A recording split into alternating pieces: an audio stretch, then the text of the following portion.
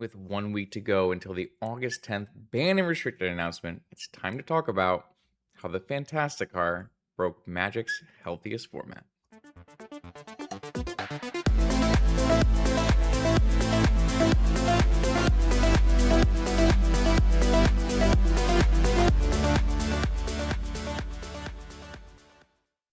Welcome back, vintage gamers, to another episode about bans and restrictions because we have a ban and restricted update coming in 1 week from this video. So I'm hoping to get this out in time so that my voice can be heard moving into the next update.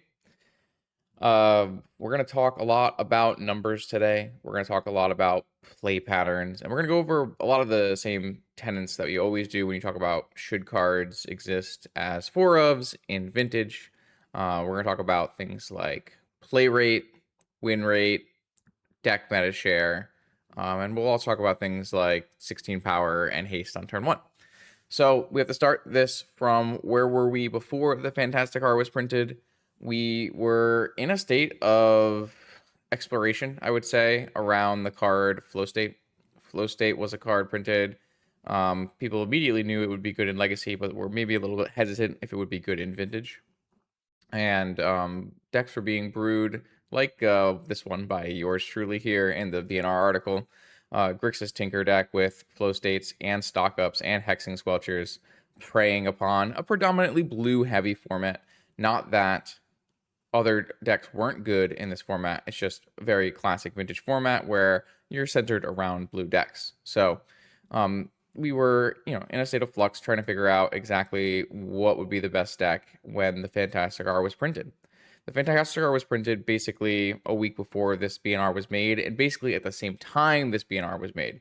So when this BNR was written and locked in, they had no data at all on what the Fantasticar would be doing to vintage besides, early rumblings. So it makes sense. And something that I had asked for at the time was we should not restrict Fantasticar because we don't know exactly what it will do. It's much better to have, a month or so of data backing up that there is in fact a problem. And they talk about that a little bit in this section here. They talk about vintage can absorb a lot of power. You have 30 years of magic cards that can counter things.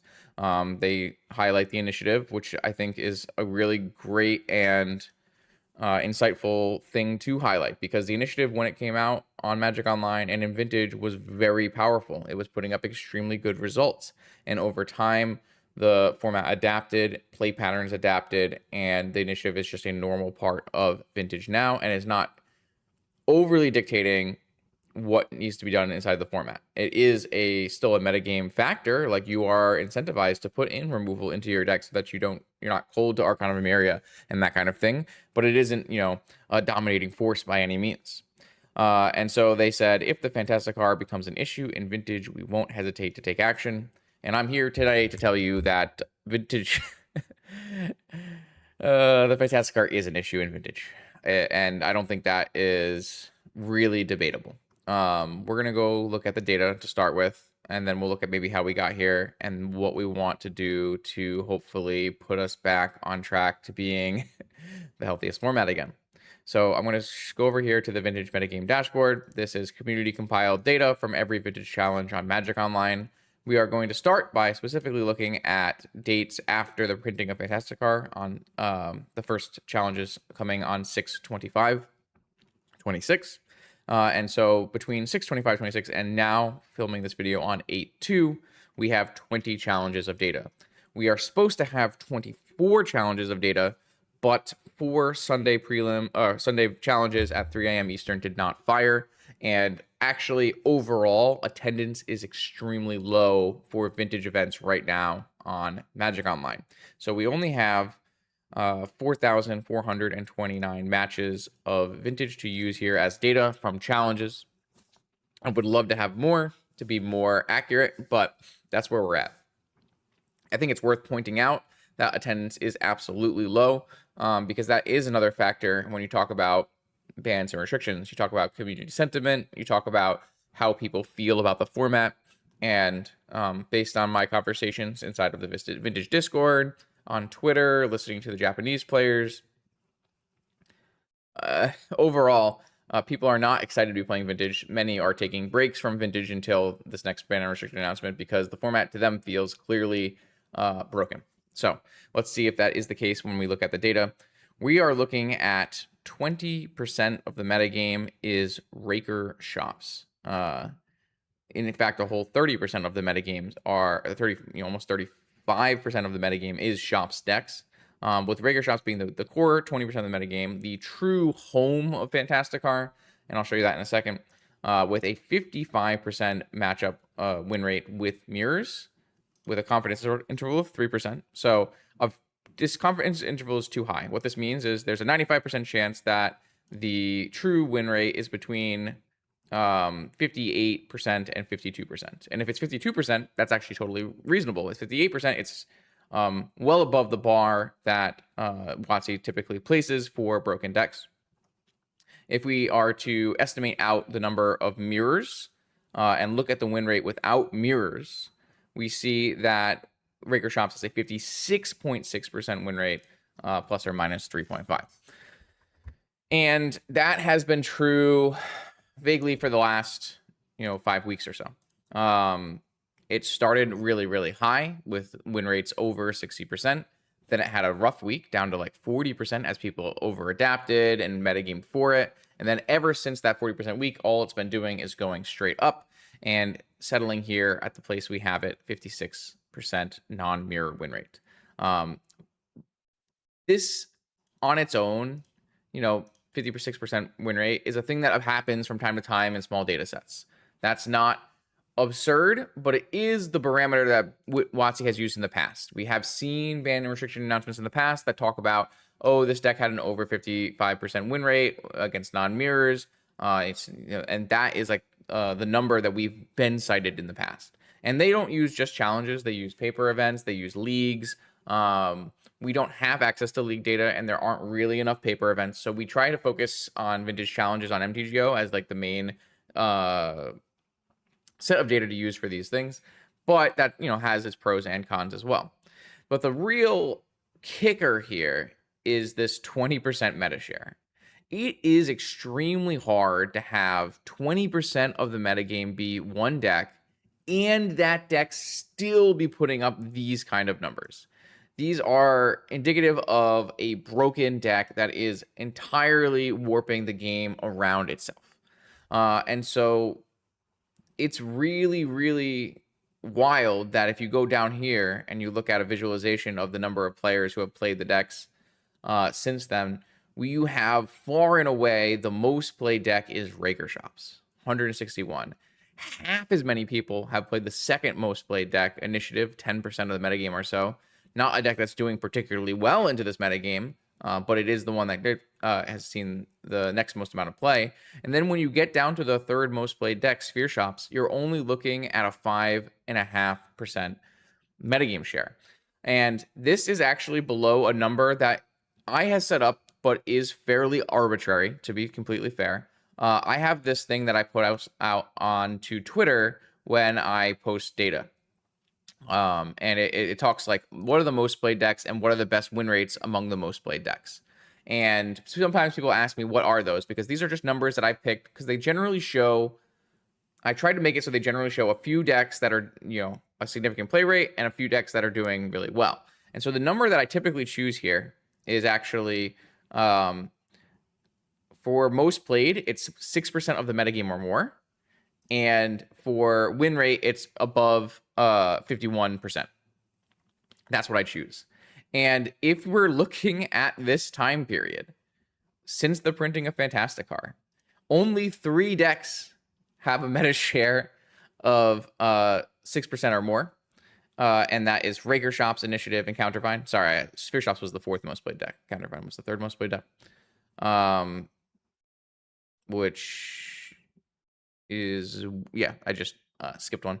And then among those Raker Shops, so like basically very few decks are being played at what I personally consider to be substantial amounts. If we were to look at, say, the metagame from Tezzeret to Car, which is a year of data, 50,000 matches, and we were to look at that, what would this thing pick up? Well, you see 1, 2, 3, 4, 5, 6, 7, 8 decks have 6% meta share or more. And among those decks, 6%, out of the 8 of them have, win rates that are 51 to 53%.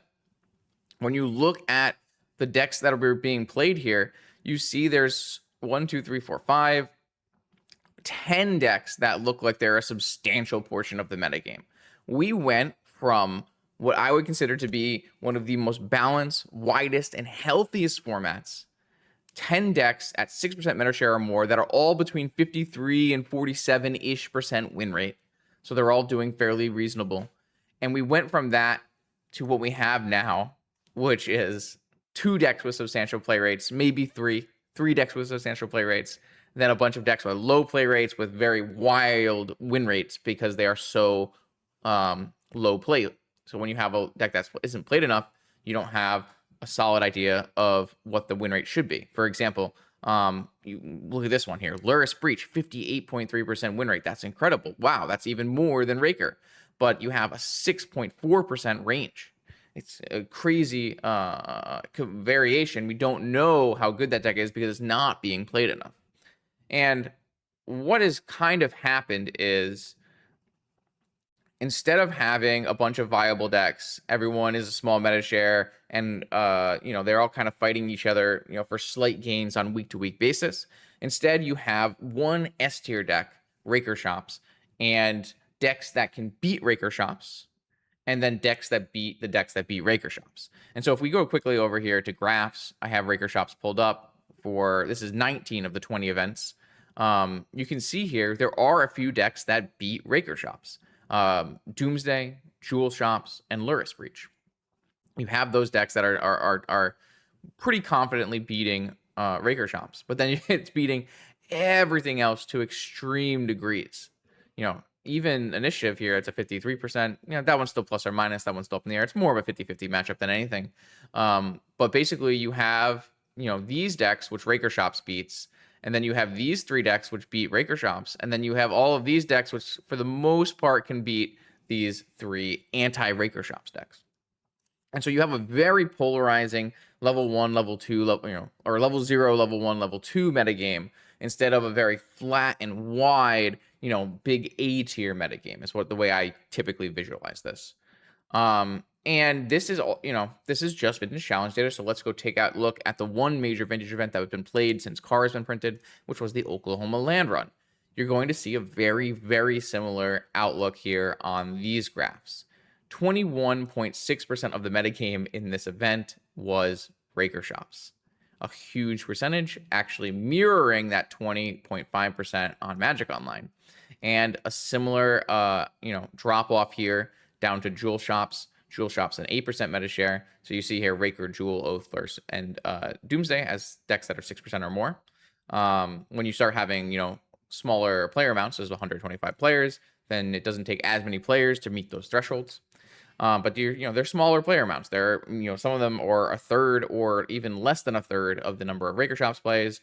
And for the most part, this is another Raker Shops dominating performance. This was 54% win rate as a 21% meta share.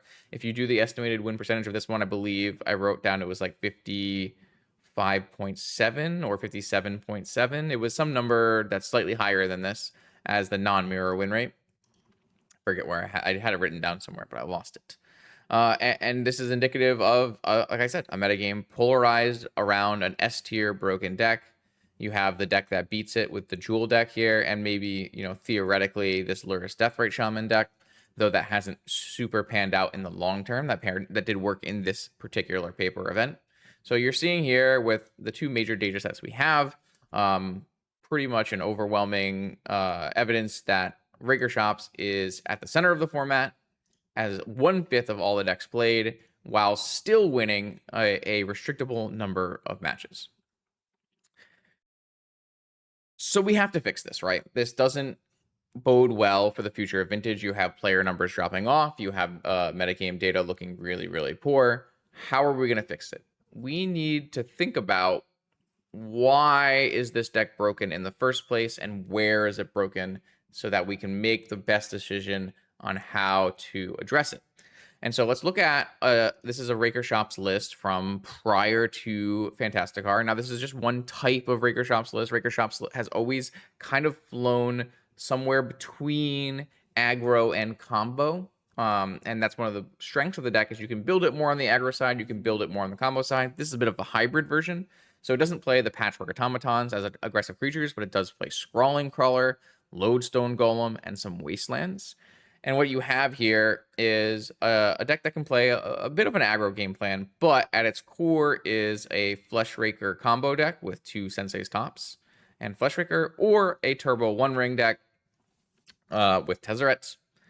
And so what happened in Vintage is the Fantasticar was printed, and it slots directly into this deck, which was already a great deck in Vintage, and cuts the worst card in the deck, in some people's opinion, and Scrawling Crawler, and immediately slots into a working shell. This was not really the case in Legacy. In Legacy, the deck kind of needs a little bit more work to fully utilize the Fantasticar.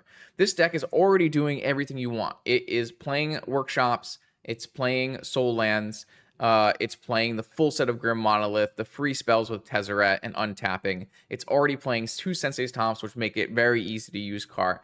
This deck is doing all the things already that make Car good. And what that has kind of resulted in is that it's almost the only Car deck. In Legacy, you're seeing multiple different archetypes established that have Car in them. In Vintage, that doesn't seem to be the case because every deck is going to use Car worse than this existing Raker Shops deck. So if you go over here, you can see that it hasn't actually changed very much. If we look at the 2 decks for difference here, you're seeing, almost exactly the same cards were played pre and post Car. With the exception of like the Wastelands have gone away to facilitate some more Soul Lands. You might see a Gataxian Probe or something to help trigger Car, but this deck is almost functionally the same. It's just powered up. And what that means is there really hasn't been other decks. And so everything is focused entirely on Raker, and then Raker is still performing at its best. And I don't know what we're going to look like if we go down to, say, 1 Car. We never had, not that it wasn't tried. Blue Car Chops was tried in many different forms. Dark Ritual based Car decks were tried in many different forms, and all of those are just so weak compared to Raker. It interests me to think, say Raker wasn't a broken deck or wasn't a strong deck already before Car's printing, would there be a variety of Car decks winning in Vintage? And I'm not convinced that they actually would be. The Fantasticar itself, I believe, is fairly answerable in Vintage. The reason you're seeing this broken data isn't solely because of the Fantasticar being a broken card. The reason you're seeing this is because the Fantasticar being a very strong card fits directly into a deck fully maximizing its potential that was already a strong deck. If we were to go back here and look at that data again, Tezzeret to Car, so this is about a year of data, 50,000 matches before, you can see Raker Shops here is almost a 10% meta share deck with a solid 53% win rate. 53% win rate is a very good win rate, especially when you're looking at a field this balanced. The 3rd most played deck with a solid win rate. Now you have other decks around there doing a similar thing, like Blue-Black Lurrus Control. If you go further down, you see things like Oath or Lurrus Breach doing similar things. But this was already a great deck that just got instantly boosted. And it's not clear to me that if the Fantasticar, didn't have a home directly in this deck, in this style of deck, would it still be putting up these kind of numbers? So, something to think about. Let's talk now directly about how do we fix this problem in the way that makes the most sense. And I think the thing you have to start off with, and the baseline, what must happen, in my opinion, is you need to start by restricting Fantasticar for many reasons that are not all about numbers. And so obviously we're restricting a card out of this deck because of numbers, right? We need to restrict a card from Raker Shops because Raker Shops is the broken deck. And Fantasticar is the easiest hit here because it is the center of focus for the problem. Everyone has focused their disdain and they're being upset about this card in particular. This card is facilitating play patterns that, while they feel very vintage, are not actually indicative of the format. So a common misconception people have about vintage is that vintage is a turn one format. Vintage is all about turn one. It's all about mulliganings. You show each other your hands and someone wins. That is not the vintage that was existing before Fantasticar. Prior to Fantasticar, we had a fairly grindy, fairly long-term format with the top deck being that blue-black Lurrus Control Psychic Frog tempo deck. And while these turn ones and oops, I win things do happen in Vintage, they're not the focal point and what makes Vintage so good. And this car highly incentivizes and focuses you into a dump your hand and try to win as fast as possible playstyle. We haven't even found very many working versions of this deck that play Force of Will or any like way to play a slower game. This card wants you to play 4 of your spells in the same turn.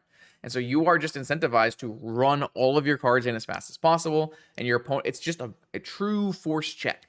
Do you have force? Because for the most part, it's very hard to have an answer to this card because it's coming down on turn 1. Now, that even exuberates things like the play and draw difference.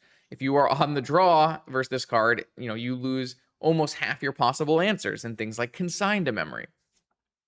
And the fact that these tokens have haste and they fly means it is blisteringly fast. And yes, 16 is not 20. There are some times where you can take the turn 1 and win on your turn 1. But that is another part of the problem.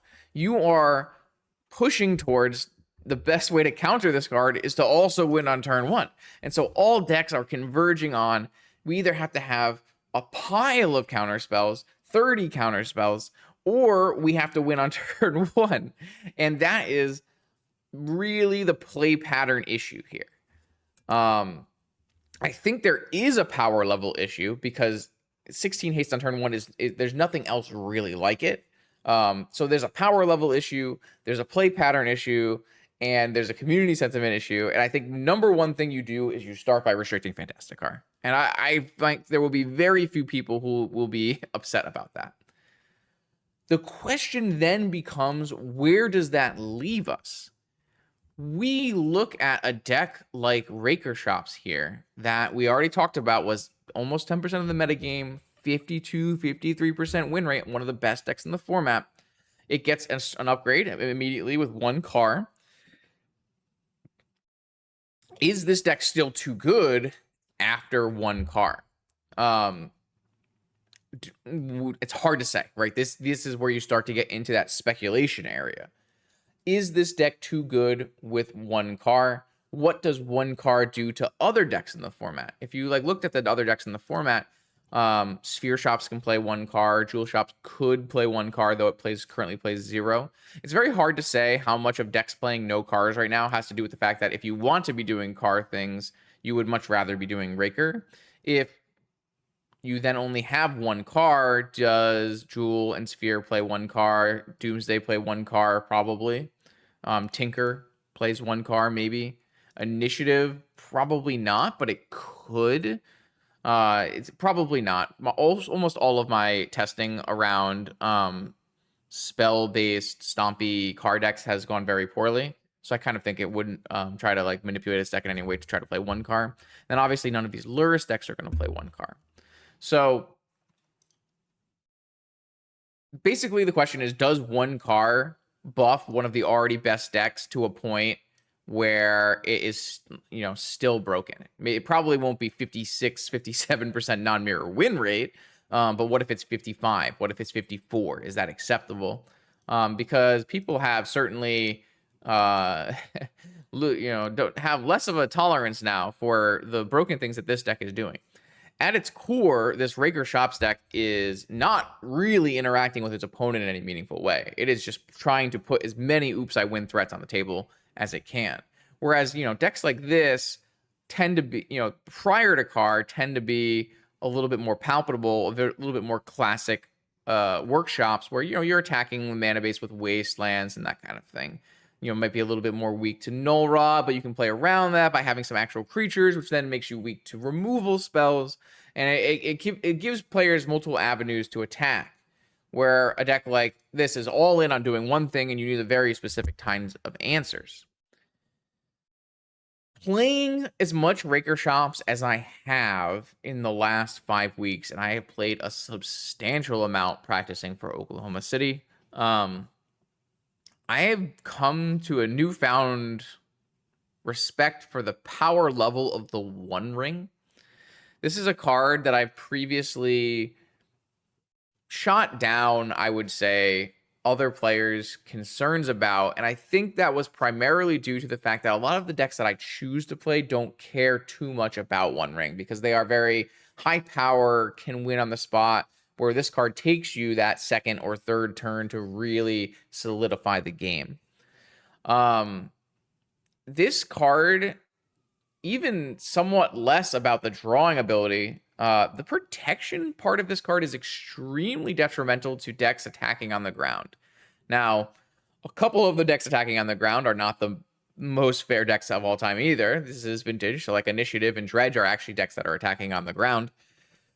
I feel like the chaining of One Rings, even like especially in the mirror match, was very oppressive. And this is a card that, obviously some people were like restrict right away in the beginning. And then I think most of the sentiment towards this card being too good has actually come from Japan.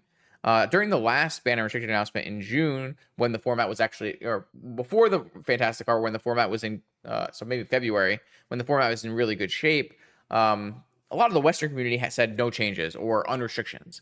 But when I was listening to what the people on Twitter from Japan were saying, the overall overwhelming sentiment over there was the ring should be restricted. And that seemed to be mostly based on the fact that the paper metagame in Japan is slightly different and is very, very jewel heavy. It's a lot more about jewel shops than things like Raker shops. And one of the things that is one of the most frustrating things about the jewel shops deck is that chaining of the One Ring with Phyrexian Metamorph. So this is a card, One Ring, that is played in almost only workshops and is played in 2 workshop decks. It's played in Raker-based shops decks and Jewel-based shops decks. And I think there is a slight concern that prior to the printing of Car, that these Raker and Jewel decks are already some of the strongest decks in the format. And they're not typically play patterns that people are super happy with. They are very all in, they are very non-interactive, those kind of things. And so if we feel like it's a high likelihood that one car pushes Raker too far, then another candidate for an additional restriction to be safe would be the One Ring. Now, should we do that is a bit of a different question. And I think I'm leaning towards no, and I would rather see the next few months and Eternal Weekend with one car. But if there was a different opinion, if we thought that Raker and Jewel would be extremely standout decks even with only one car, then you need to start thinking about how, what are we going to do? And there are, like I said, start with the ring is a pretty reasonable option.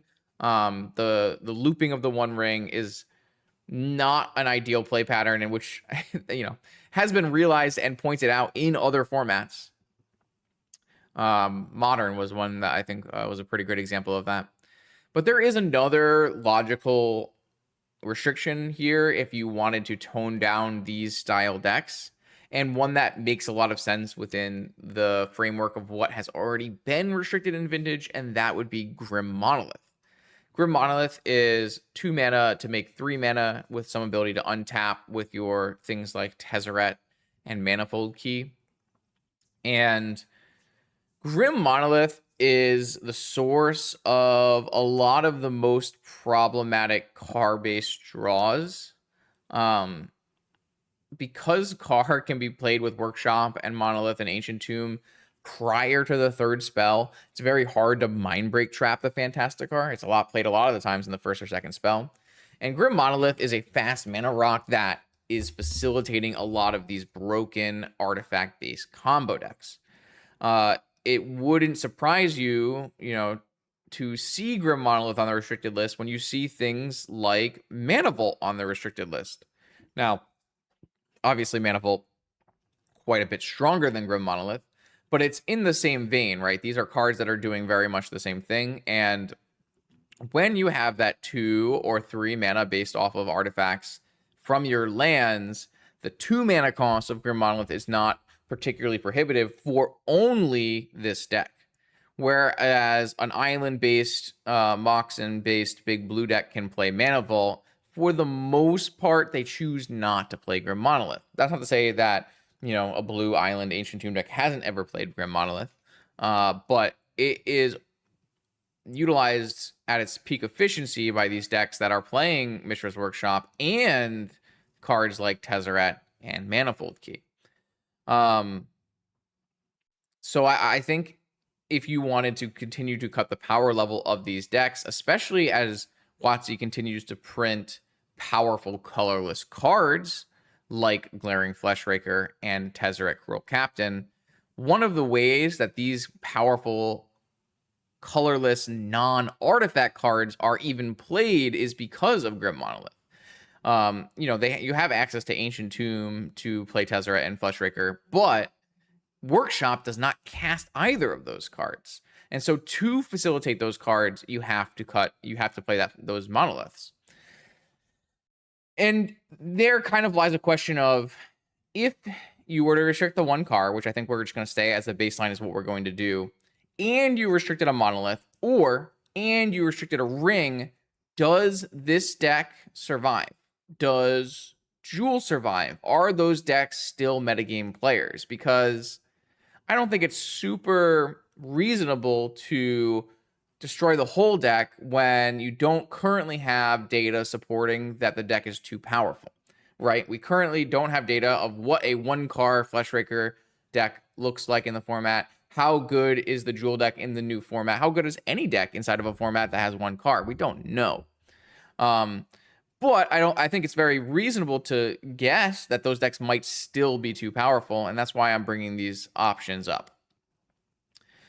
For me, right now, I'm a little torn because I just watched what happened for the Oklahoma Land Run. The Oklahoma Land Run was basically sacrificed for us to get data on if Car was too good in Raker shops, right? This format will probably never be played again in a paper Vintage event. And we got the data, we learned, and now we can make a move on it. What happens if we only restrict Fantasticar and then we end up finding the format is still too good?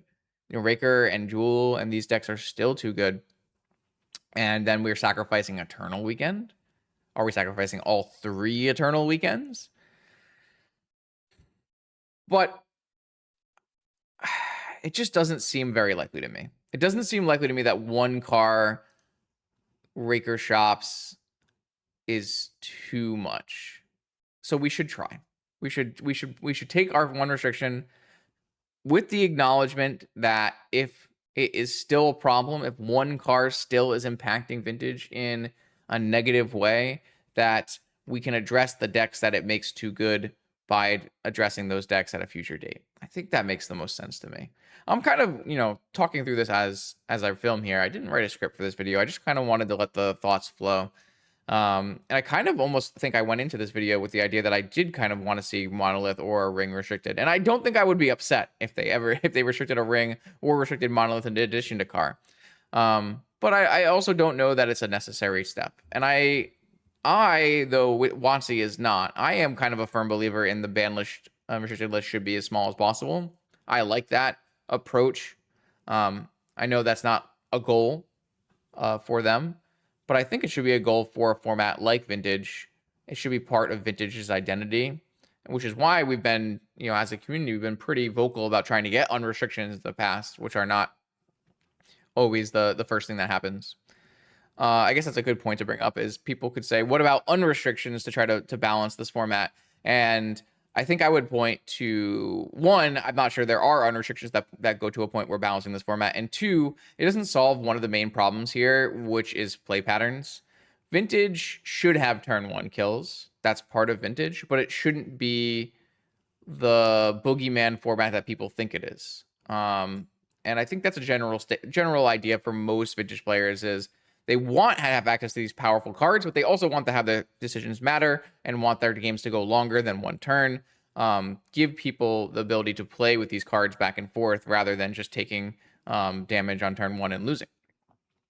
And so I think any kind of unrestriction you would do to try to balance this format with 4 Fantasticars is just going to lead to a more volatile and turn one based format, which doesn't really seem like the goal of what players overall want. Now, I'm sure there are some players that do want that. That's one of the kind of things you have to think about when you talk about these kind of BNRs based around ideas that are not purely win rate and play rate. And to reiterate, this is something that WotC balances these formats around: community sentiment, format identity, format speed.